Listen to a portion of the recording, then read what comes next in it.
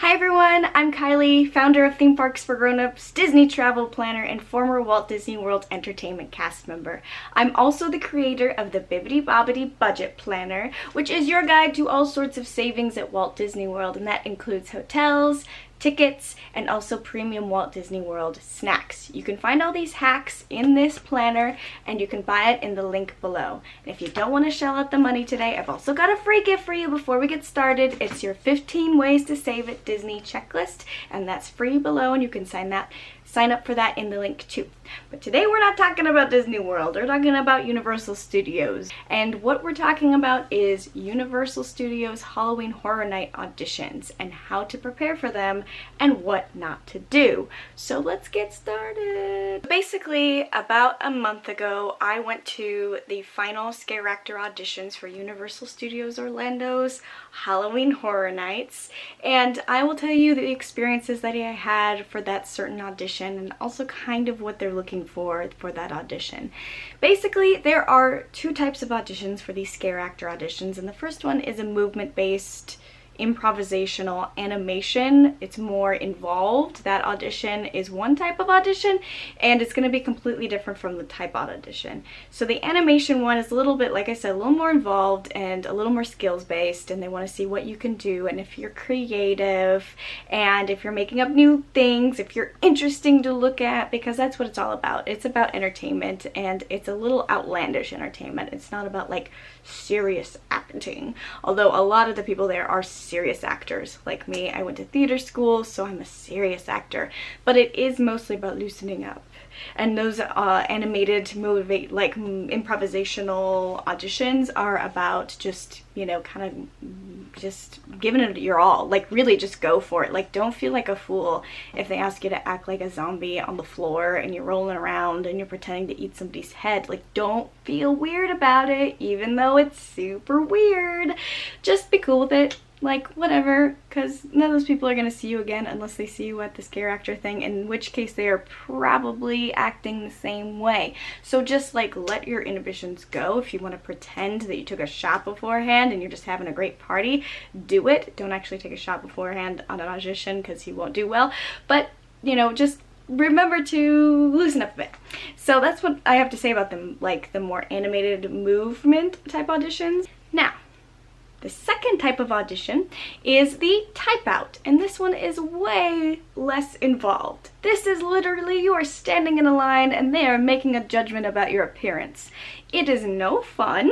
It is not as fun as the animated movement-based auditions because you don't get to do anything or show who you truly are. You kind of do, they give you a chance, but basically they're only looking at your face and what you look like as a human person, and they're comparing you to either another actor, a famous actor who was on a who is in the haunted house that they're trying to portray, like, for instance, you know, like in Stranger Things, like that's the one I went out for. They're looking for somebody who looks like 11, so who looks like a 11 or 12-year-old girl and is also legally able to work. So it's nothing to take personal, and I'll get into tips and what not to do in a second, but I want to tell you about the process of going to a type out audition. So you go to the type out, all you do is you sign in, they put a sticker on you, they take your picture so they remember what you look like, and they put that on file for later. It's really nothing important. You go into a room and you fill out a big sheet, and basically the big sheet is like, how much can you lift? Is it 50 pounds? Is it 75 pounds? Blah, blah, blah. Can you do this repetitively? Do you have any schedule conflicts with the rehearsals, blah blah blah. So, like, very basic questions. So be prepared to fill out some paperwork and get there early. So after that, we go into a room and we wait, and that's the joy of these auditions, is there's lots of waiting. And then after we waited, we got grouped up in these small groups and we were taken into another big room, and this is where the audition happens. They line you up in a big line and they ask you a simple question, and basically they're asking you this simple question for one reason only, so they can look at your body and you don't have to feel so weird about it. it's not always it. They want to know about your personality, but they also want to look at you and they want to make a judgment about you and compare you to the person that they're typing you against. And like I said, that's usually a famous actor or something like that, or a figure of some sort. So they ask you a question, and it's usually super simple and super dumb, like, what's your favorite Halloween candy? Ours was, what's your favorite Halloween movie? And then you answer it, and they go, thanks, next. And so then they go down the line.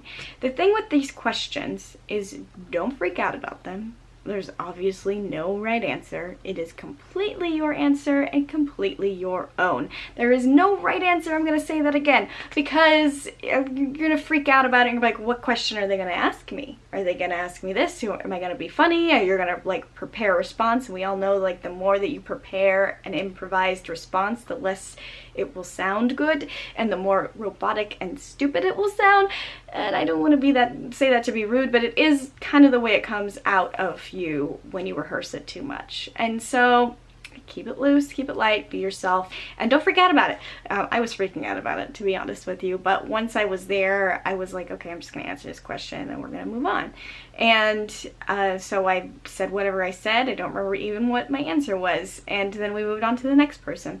And the thing was that the answers varied from like funny to serious to like, I don't know, what's this, right? The Halloween movie, well, I don't know, Hocus Pocus maybe, blah, blah, blah. Like it was like, and the funny ones and the serious ones and the people who didn't know, those were like all the people who went to the next round. So it really didn't matter. Like they just kind of showed who they were and didn't freak out about it, and it was okay.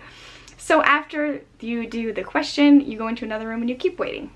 Right? And so that's when they're making their decisions, who they're going to cut and who they're going to bring into the next round. And so they made cuts after that, and then they brought people for the second round. Unfortunately, I got cut right off the bat.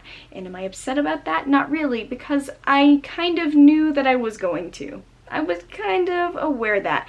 Of course, I get upset when you don't get an audition, but I knew going into it that I probably wasn't the right type for this character. And if you go into that knowing what kind of type you are, and if there's not a possibility that you don't really look like that person, that's okay. Like for me personally, I went in for the 11 type outcast for Stranger Things. I don't really look like an 11-year-old girl, and that's okay. Like I'm youngish looking, but I'm also like a developed 30-year-old. So I'm okay with being cut from that audition.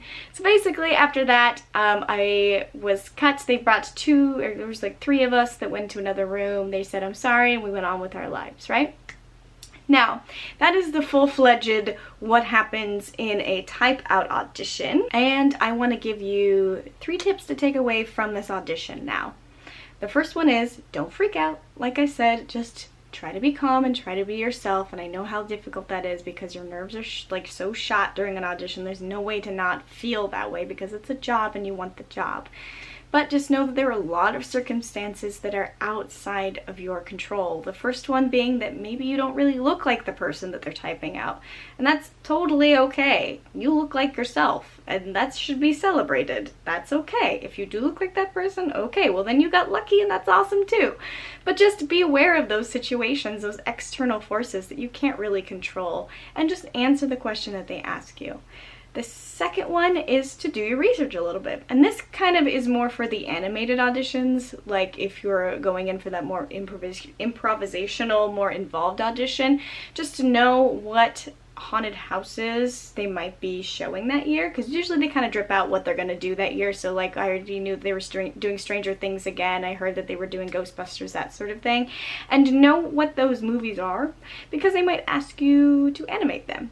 Or you might get some inspiration from them and they might, you know, pick up on that. Like, oh, they're doing that thing from Ghostbusters. I can totally tell that. I like that they did their research on this. So kind of know the things that they've done in the past, like the movies that they've done in the past, or even better, know what they're doing now so that you have some things to work off of. It's great inspiration.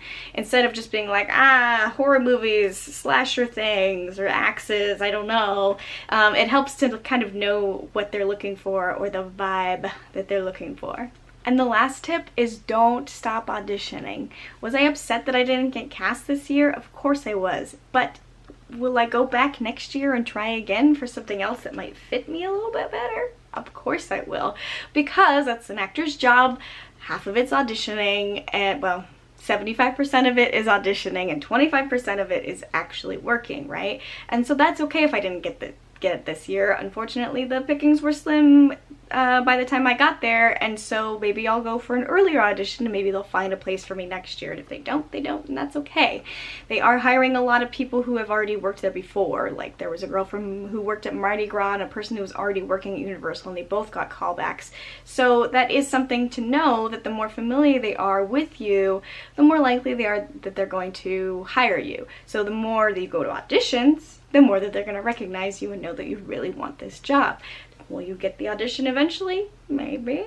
Maybe not. That's the joy of theater. That's the joy of art. That's the joy of acting, right?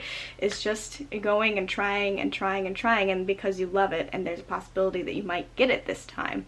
And so don't give up, and don't get discouraged if they say no to you, if they cut you right off the bat like me. It's okay. Like, some of that's out of your control, and some of it's just like they're looking for something else entirely, and that's totally, totally fine. You, my friend, are enough.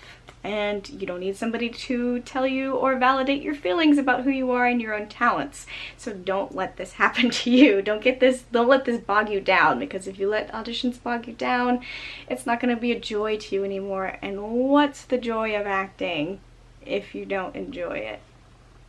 I probably have a better motto that I can go with that, but I'm just gonna leave it at that. Alright, so that is it. This video is probably way too long as it is. I really appreciate you joining me, and remember to grab your freebies in the links below. And if you really loved this video, give me a comment and let me know what you think about it, and if there's anything you want me to cover in the future, whether that's auditioning for Disney or working with these companies themselves or auditioning in general. I'm all about it. Okay friends, that's it. Have a magical day, and I will see you at the parks.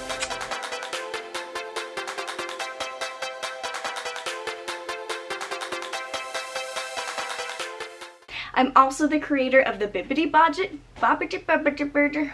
Okay, once more from the top.